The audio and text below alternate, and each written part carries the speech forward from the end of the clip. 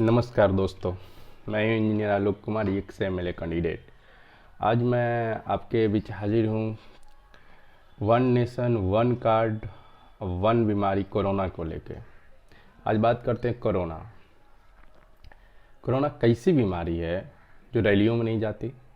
थोड़ा दिन पहले बिहार इलेक्शन हो रहा था, अभी बंगाल इलेक्शन को देख लीजिए, लंबी लंबी कतार, लंबी लंबी भीड़ है। वहाँ कोरोना की एक डिस्कस नहीं है, एक चर्चा नहीं है, एक बीमारी नहीं है, वहाँ कोई पेशेंट है ही नहीं कोरोना के। बाकी अब बिहार देख लीजिए, यूपी देख लीजिए, महाराष्ट्र देख लीजिए, हर जगह लॉकडाउन हो रहे हैं। गरीबों को खाने के लिए सोचना पड़ जा रहा है। बहुत सोचनीय बात है कि कोरोना कैसी बीमारी है कि रैलियों में नहीं जाती है, सिर्फ वहीं जाती है जहां इलेक्शन नहीं हो। और यही नहीं, कोरोना होती है, सुबह पॉजिटिव है, शाम में डेड बॉडी मिलता है, वो भी पूरी तरह पैक सील करके, जिसको आप देख नहीं सकते हैं। तो इन सवालों के बीच कुछ सवाल और भी है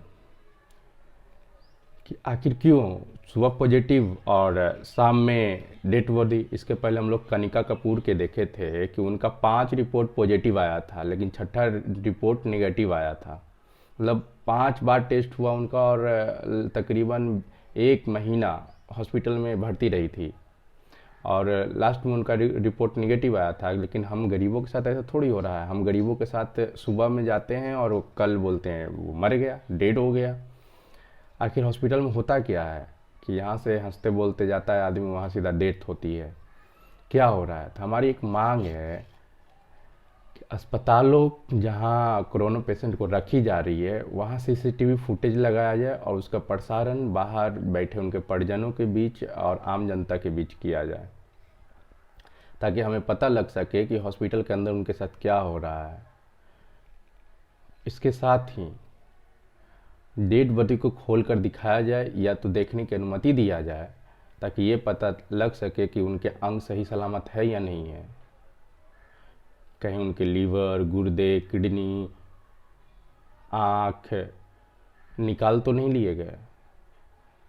बहुत जगह के वीडियो ऐसे आ रहे हैं कि उनको मार के मतलब कि उनको पेट में ऑपरेशन किया हुआ है। बहुत जगह के वीडियोस ऐसे आ रहे हैं उनके आँख नहीं है। तो इससे ये भी शक है कि कहीं उनके साथ ऐसा तो नहीं है कि कहीं उनके साथ उनके मानव अंगों की तस्करी हो रही है कोरोना की आड़ में। क्या कि हमारे पास जो प्राइवेट हॉस्पिटल है वो किसी भी हद तक गिरने के लिए तैयार हैं।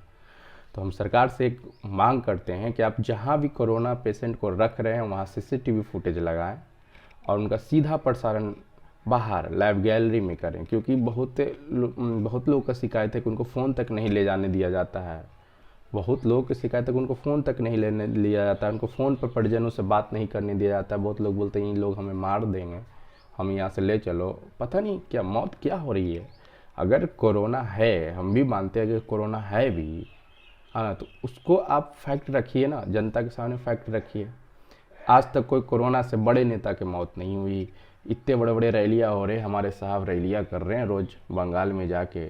कोरोना होता तो इनको भी होना चाहिए था। वहाँ की जनता जो लाखों में इकट्ठा हो रही है, कोरोना होता तो वहाँ की एक भी जनता नहीं बचना चाहिए था। तो हमें लॉकडाउन करके घरों में बंद किया जा रहा है और उनको रैली करने के लिए फ्री छोड़ दिया जा रहा है। या तो कोरोना नहीं है या तो वो उस पूरी जनता को मार रहे हैं, दो ही चीज़ हो सकता है। तो सरकार के काम है जनता के बचाना, नहीं कि जनता के मारना। अगर कोरोना सही है तो फिर रैलियाँ क्यों? रैलियों पर पूर्ण प्रतिबंध होने चाहिए। इलेक्शन बाद में भी हो सकता है, हम जिंदा रहेंगे तब तो इलेक्शन होगा। अभी पंचायत चुनाव आने वाला है, पूरा ढिढोरा पीटा जाएगा, पूरा प्रचार होगा, कोई कोरोना नज़र नहीं आएगा। अभी असम और बंगाल जैसे इलेक्शन हो रहा है, वहाँ कोई कोरोना नज़र नहीं आ रहा है। कोरोना को ठीक है, बीमारी है। अब ये भी बात है, कोरोना आज लगभग अमेरिका से कोई सीन नहीं आ रहा है, फ्रांस से कोई सीन नहीं आ रहा है, रूस से कोई सीन नहीं आ रहा है। अब भारत में कोरोना चल रहा है। पिछला 1 साल बीत गए। इसका मतलब क्या है कि 1 साल में हमारी सरकार कुछ नहीं की। हम लोग मंदिर बनाते रह गए। हॉस्पिटल 1 साल पहले कोरोना हुआ था, उसमें भी हम लोग का यही हाल था, आज भी यही हाल है। किसी को ऑक्सीजन नहीं मिल रहे हैं, किसी को दवाइयाँ नहीं मिल रही है, लोग तड़प तड़प के मर रहे हैं। फिर हमारी सरकार हम क्यों बनाएं? सबसे बड़ी बात ये है, हमारे सुख सुविधा जो होनी चाहिए, नेसेसरी सुविधा चिकित्सा का, खाने का यही नहीं मिल रहा है। कितने लोग भूखे मर रहे हैं, तो कितने लोग इलाज के अभाव में मर रहे हैं, कितने लोग हॉस्पिटल में जाकर ऑक्सीजन की कमी से मर रहे हैं। कोरोना से कम, लेकिन ऑक्सीजन की कमी से ज़्यादा लोग मर रहे हैं। ऑक्सीजन सप्लाई नहीं है, हर किसी भी पटना के कोई भी हॉस्पिटल में ऐसा नहीं है।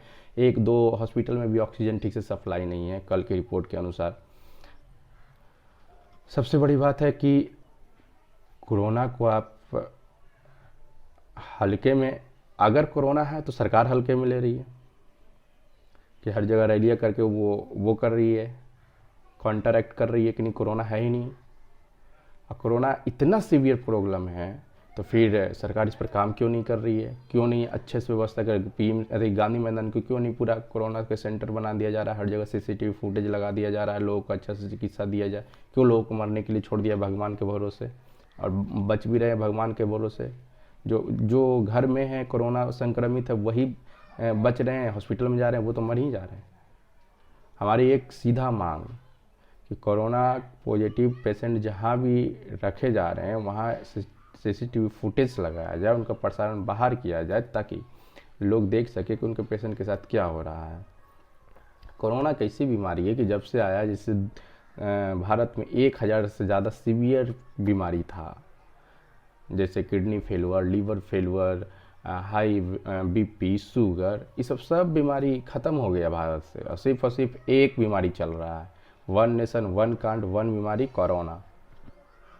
कोई बीमारी से तुम मर जाओ, कोई अथी नहीं रखता, लेकिन उसमें आप कोरोना लिख के दे रहे हैं। ये क्या चल रहा है देश में? चल क्या रहा है भाई?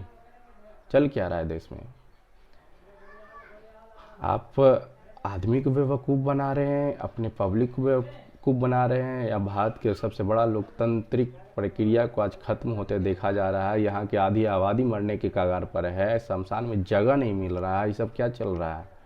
शमशान में जगह नहीं मिल रहा है, मतलब कि लोग सब गिरी, मतलब कि सब गिरी का चिमनी है जे पिघल जा रहा है, पिघल जा रहा है। इतने लोग भोपाल जैसे शहर में, भोपाल गैस त्रासदी में नहीं मरे थे, उससे ज़्यादा लोग अभी कोरोना में मर रहे हैं। कैसे मर रहे हैं कोई नहीं जानता। हॉस्पिटल में क्या उनको सुविधा मिल रहा है, क्या किया जा रहा है उनके साथ, कोई नहीं जानता। यूपी का भी वही हाल है, इतने लोग मर रहे हैं कि जलाने के लिए जगह नहीं है। बिहार में सब गिरी, और घाटों को प्राइवेट कर दिया गया क्योंकि सरकार से संभल नहीं रही है। चल क्या रहा है? आप एक घाटों को नहीं संभाल सकते हैं। इतनी सरकार कैसे गिर सकती है कि घाटों को बेच दे? और यहाँ तक जो सबको ढोने वाला वाहन का उद्घाटन किया जा रहा है बीजेपी के नेताओं के द्वारा, कि सबके ढोने वाले वाहनों का उद्घाटन हो रहा है। मतलब कि हम इस सरकार इसीलिए बनाए थे, सरकार इसीलिए बनाए थे कि मतलब मर रहे हैं उस पर भी ये लोग क्रेडिट ले रहे हैं, मर रहे हैं उस वाहन के लिए भी क्रेडिट ले रहे हैं, उसके लिए भी आप सब वाहन के उद्घाटन कर रहे हैं, सब वाहन को हरी झंडी दिखा रहे हैं, मर रहे हैं उस पर भी क्रेडिट ले रहे हैं कि हमारे लोग, मतलब कि जलाने के लिए जगह नहीं है तो आप जलाने के लिए जगह को उपलब्ध करने के लिए प्राइवेट कर दिए, हर जगह बोर्ड लगा दिए हैं कि मरे हुए से इतना शुल्क लिया जाएगा जलाने के लिए। इतना भी गिर सकती है क्या सरकार? बिहार का ही सीन है जिसमें ये दिख रहा है कि एक पर पर्सन 10,500 रुपया लिया जाएगा, पूरा टोटल जोड़ जाड़ के विभिन्न प्रकार के चार्जेस को जोड़ के 10,500 रुपया लिया जाएगा जलाने का।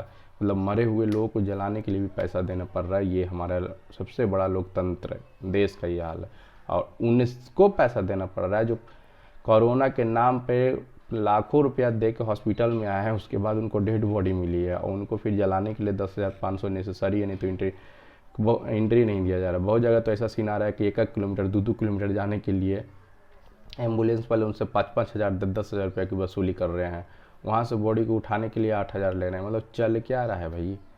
कोरोना के नाम पर लूट चल रहा है, इसके सिवा कुछ चल रहा है क्या? पूरी अर्थव्यवस्था बर्बाद हो गई, गरीब को खाने के लिए नहीं मिल रहा है। सरकार क्या की? अगर कोरोना था तो पिछले 1 साल से क्या कर रही थी? इलेक्शन लड़ रही थी। आज पिछले साल इसी समय कोरोना था और इसी समय लॉकडाउन था, इसी समय मैं वीडियो बना रहा था बैठ के लॉकडाउन में। आज 1 साल बाद भी वही चीज़ है, तो 1 साल में सरकार क्या की?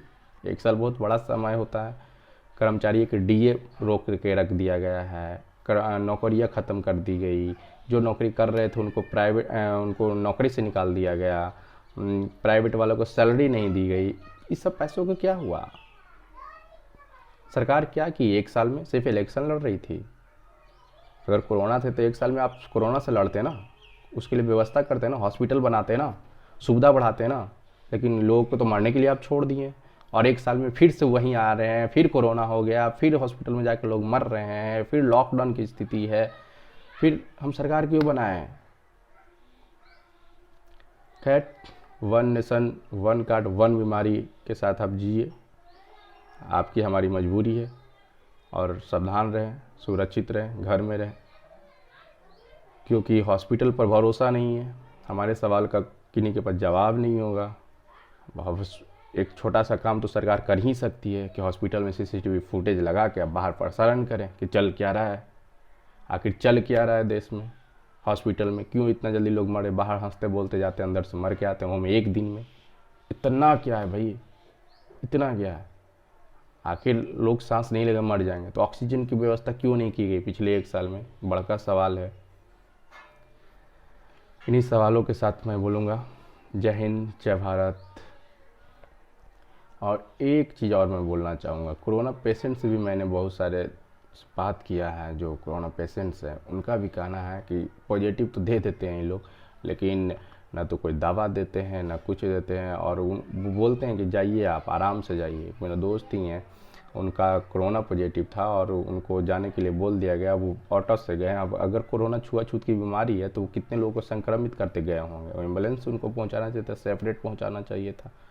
बहुत मतलब बदहाली की स्थिति है, बहुत वो का स्थिति है, और हर चीज़ में सवाल है, सवालों पर सवाल है ना।